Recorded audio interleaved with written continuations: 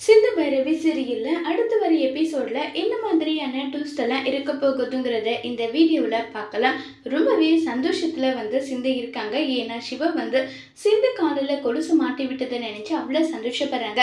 இப்போ உனக்கு சந்தோஷமா சிந்துன்னு சொல்லிட்டு சிவா அங்கிருந்து போக பாக்குறாங்க. உடனே சிந்து சிவாவோட கண்ணத்தை பிடிச்சி ரொம்பவே தேங்க்ஸ் டாக்டர்ன்னு சொல்லிட்டு கண்ணத்தை கிள்ளி மொத்தம் கொடுத்துட்டு இருக்காங்க.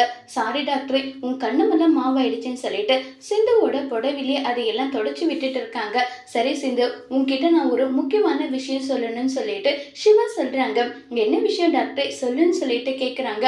இல்ல, கோர்ட்ல அரவிந்த் உன்னை பத்தி தப்பெல்லாம் பேசினால, உன் கேரக்டர் பத்தி அசோசினேட் பண்ணல, அது எல்லாமே அரேஞ்ச் பண்ணது ஸ்னேகா தான் சொல்றாங்க.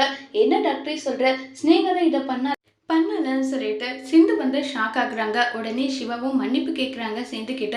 டாக்டர், ஸ்னேகா பண்ண தப்புக்கு நீ எதுக்காக மன்னிப்பு கேட்குறேன்னு சொல்லிட்டு சிந்து கேட்குறாங்க. 1000 தான் இருந்தாலும் அவ இப்படி எல்லாம் பண்றானா அதுக்கு காரணமும் நான் தானேன்னு சொல்றாங்க. இல்ல, அது எல்லாத்துக்கும் காரணம் நான் தான் டாக்டர்.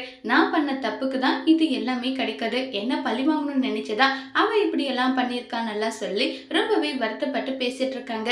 சரி சிந்து, எனக்கு வேலைக்கு டைம் ஆச்சு, நான் கிளம்புறேன்னு சொல்லிட்டு சிவா அங்க கிளம்பி போறாங்க. அடுத்ததா சஞ்சய் ஒரு கோவில்ல திருவிழா அரேஞ்ச்மெண்ட் எல்லாம் பண்ணிட்டு அதை பத்தி எல்லாம் பாதுகாப்புக்கு என்னென்ன பண்ணணுமோ அதை பத்தி எல்லாம் பேசிட்டு இருக்காங்க. அப்ப எசக்கி அங்க வராங்க. என்னன்னு தெரியல, ஏதாவது விசாரிக்கணும்னா போலீஸ் ஸ்டேஷனுக்கு கூப்பிட்டுருக்கலாம், ஆனா கோவிலான எதுக்காக வர சொன்னாரு தெரியலையேன்னு சொல்லிட்டு பயந்துகிட்டு எசக்கி போறாங்க. உடனே எசக்கிய வர சொன்னதும், ஆமா நீ வந்துட்டியன்னு சொல்லிட்டு கேக்குறாங்க. வா இங்கன்னு சொல்லிட்டு கூப்பிட்டதும், சொல்லுங்க சார்ன்னு சொல்றாங்க.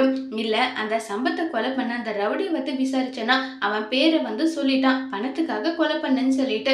முதல் பேரு ஈன்னு ஆரம்பிக்கும், இளையராஜாவா அப்படி நல்லா ஈன்னு ஆரம்பிக்கிறதுல எல்லாம் சொல்லிட்டு கடைசியில எசக்கி நீ தானன்னு சொல்லிட்டு கேக்குறாங்க. அந்த குடும்பத்தோட உப்பவே சாப்பிட்டுக்கிட்டு நீ இப்படி எல்லாம் பண்ணிட்டு இருக்க, இந்த விஷயம் ஆரம்பத்துக்கு தெரிஞ்சா என்ன நடக்கும் தெரியுமா நல்லா சொல்லி மிரட்டிட்டு இருக்காங்க.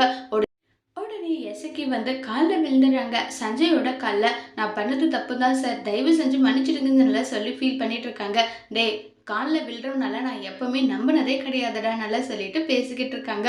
உனக்கு நான் பெரிய வேலையை கொடுக்குறேன், நீ அதை செய்யின்னு சொல்லிட்டு அங்கிருந்து கிளம்பி போயிடுறாங்க.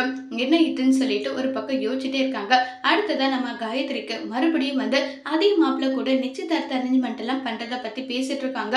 உடனே மக நாளைக்கு ஆடி பறக்க போகுது, பைரவி சிந்து 2 பேரையுமே அம்மா வீட்டுக்கு அனுப்பி வைக்கணும் இல்லைன்னு சொல்றாங்க. உடனே அன்னபூரணியும் ஆமா அனுப்பி வைக்கலன்னு சொல்லிட்டு சொல்லிடுறாங்க. இதை கேட்டு சிந்து ஒரு பக்கம் ஃபீல் பண்ணிட்டு இருக்காங்க. இப்ப சிந்து ரூமுக்கு போறாங்க. அப்ப சிவா கிட்ட கேக்குறாங்க, டாக்டர் நான் ஊருக்கு போக போறேனே, அதை நினைச்சு உனக்கு வருத்தமா இல்லையா?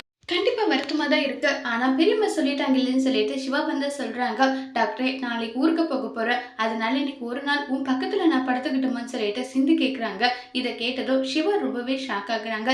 சிந்து ஊருக்கு போனா சிவா சிந்துவை எந்த அளவுக்கு மிஸ் பண்ண போறாங்கிறத வரப்போற எபிசோட்ல வெயிட் பண்ணி பார்க்கலாம். தேங்க்யூ.